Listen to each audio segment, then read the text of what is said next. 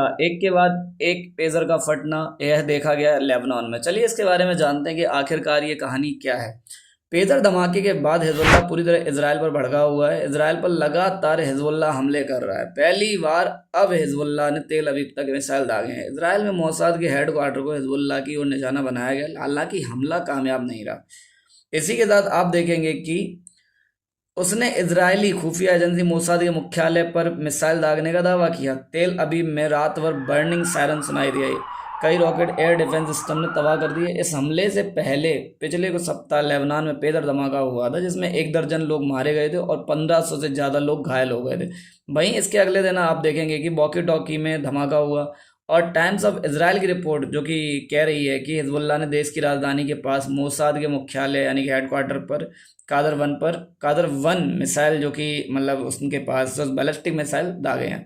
इससे मोसाद के हेडक्वार्टर को नुकसान नहीं हुआ, क्योंकि इसराइल अपने एयर डिफेंस सिस्टम जिसका नाम है डेविड स्लिंग, उससे उसने काफ़ी सारे जो रॉकेट थे उसको हवा में ही उड़ा दिया।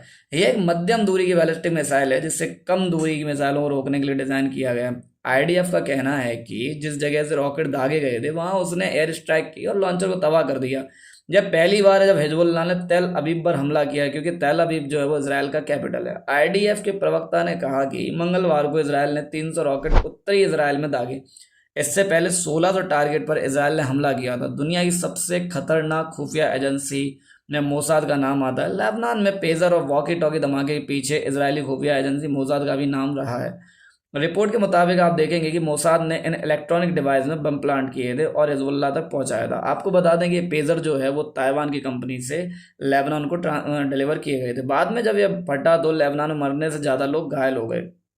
इसी के साथ आप देखेंगे कि इसराइल ने लेबनान पर हवाई हमला भी किया, जिसमें 25 लोगों की मौत हो गई और 6 घायल हो गए। लेबनान के सैन्य और चिकित्सा सूत्रों के अनुसार इसराइली ने दक्षिणी लेबनान में घरों को निशाना बनाया है। समाचार एजेंसियां बता रही हैं शिन्हुआ के अनुसार हवाई हमले में मरने वालों में 15 लेबनानी नागरिक थे, जबकि अन्य 10 सीरियाई थे। सैन्य सूत्रों ने नाम न छापने की शर्त पर बताया है कि सुबह के समय नाविरिये गांव के मध्य में स्थित कई घरों पर इसराइल ने 4 मिसाइलें दागी हैं।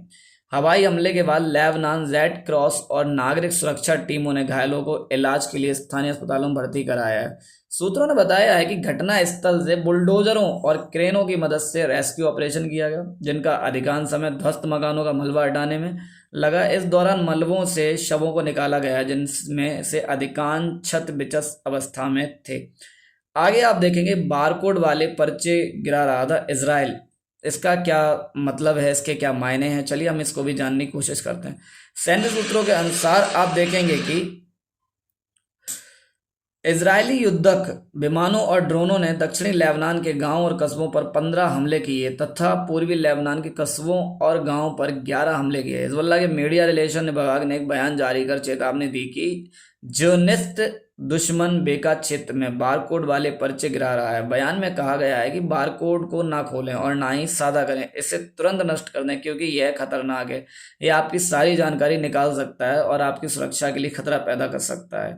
लेबनान में ताज़ा हमले उस वक्त हुए हैं जब इजराइल के सैन्य प्रमुख हर्जी हलेवी ने दिन में लेबनान पर इजरायली हवाई हमले तेज करने की कसम खाई थी। उन्होंने एक बयान में कहा, हिजबुल्लाह को आराम नहीं करने देना चाहिए और पूरी ताकत से हमें काम करते रहना चाहिए। बता दें कि 8 अक्टूबर 2023 के बाद से हिजबुल्लाह और इजरायली सेना द्वारा लेबनान इजराइल सीमा पर गोलीबारी की जा रही है। गाजा पट्टी में हमास और इजराइल के बीच युद्ध जारी रहने के कारण व्यापक संघर्ष की चिंता बढ़ गई है। इसी के साथ आप देखेंगे कि यूएनएससी की मीटिंग में फ्रांस और यूएसए ने भी सीज फायर का समर्थन किया है। और आगे किसी प्रकार की कोई भी अपडेट आती है तो मैं आपको अगले वीडियो के माध्यम से आपके पास पहुंचा दूंगा। Thank you for watching.